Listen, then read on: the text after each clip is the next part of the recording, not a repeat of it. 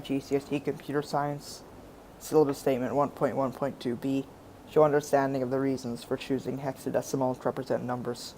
So, this is again sort of links to the previous syllabus statement, which is the representation of hexadecimal numbers itself. But this is basically, this statement here talks about why we would actually do that. So this video is quite short because of that. So yeah.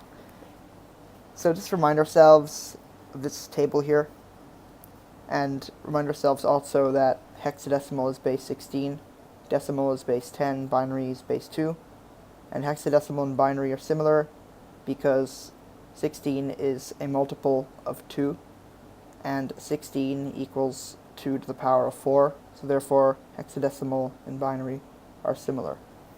As you can see, again, 0 in hexadecimal is 0 in binary, F in hexadecimal is 1111, so therefore only 4 binary bits are needed to cover each hexadecimal digit, as you can see.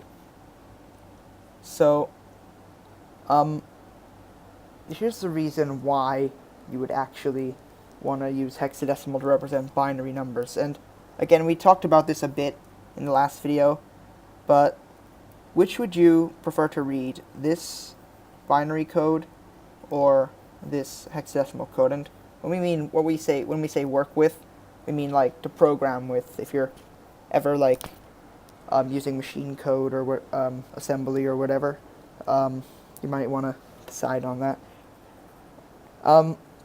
Actually, assembly is pretty much hexadecimal, but like machine code, like binary. But the thing is, of course, every 4 bits in this equals 1. Well, I'd say every 4 digits in this represents 1 digit in this. So therefore, this is a lot shorter. So probably most people would prefer to read this and work with this, as this can really confuse them. And it's just this is only 2 values here, zeros or ones. It can be only those 2 values. So it can be really confusing and really hard to work with, really hard to find errors, for example.